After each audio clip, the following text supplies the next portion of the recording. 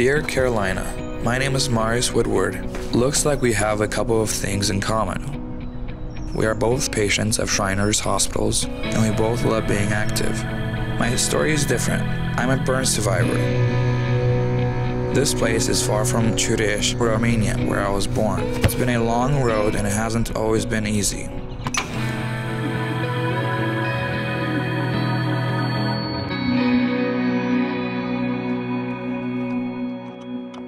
You might be wondering how I ended up in Utah since I was born in Romania. Back then, I was happy. My mom was just always kind. She always had short hair and was curly, and she was loving. My dad was playful sometimes, but most of the time I guess he was just angry, and he drank a lot and smoked a lot. So my brother was in Italy working. He was 18, and my sister was with her boyfriend. My dad was mad that night because my sister took some money from my dad. He was mad and yelling, and he said, you know, I locked all the doors, and he found a gas can, and the stove was still hot, so it was making me nervous.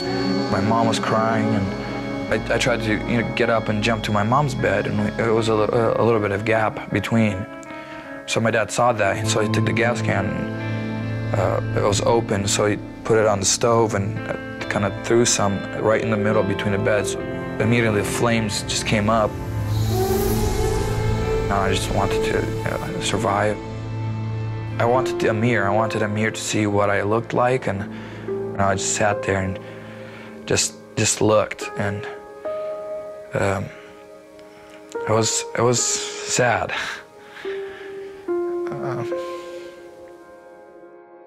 So eventually my aunt came. She lived in America, and I don't remember how she told me, but she came up to me and just said, you know, parents, you know, both passed away, and that time was really hard, you know, because I was going through so much pain. And then, you know, a couple weeks later, Jessica and Ashley came, and they they made everything better.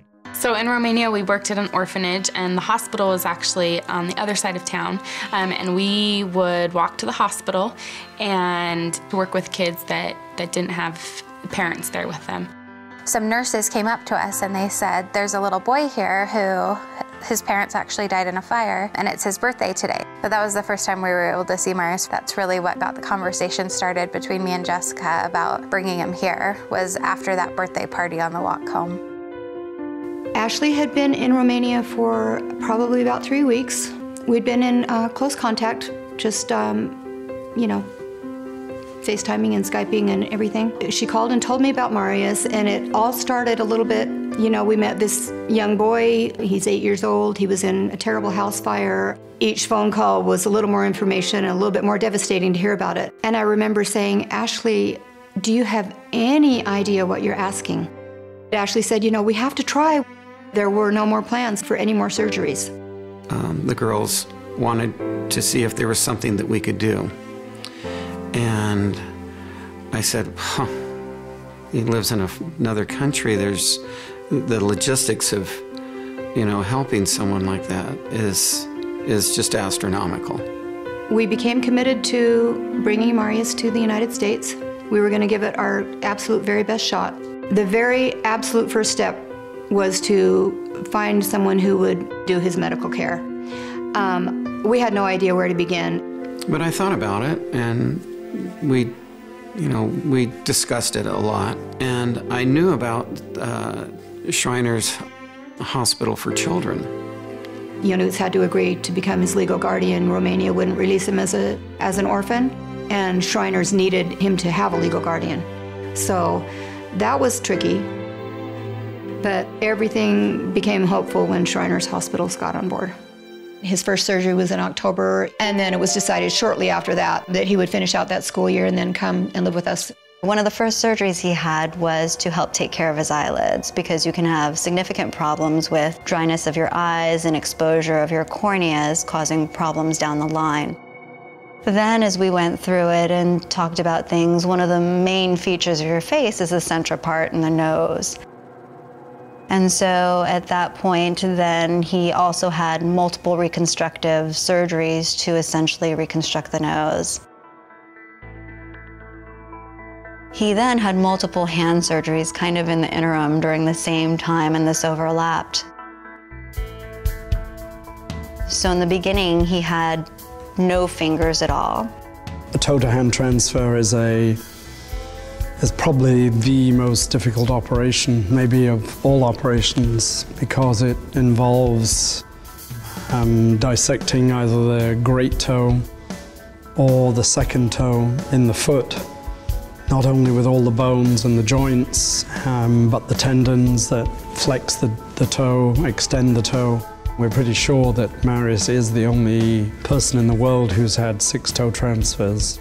It melts my heart to see basically Marius's change over all the years after all of his surgeries, because he's just grown so much. It can be a lot worse things, and I think Marius he fulfills all that. Everything is going to be good in life if you keep headed in that positive direction. Marius's future is bright, and I think in part because of Shriners Hospital.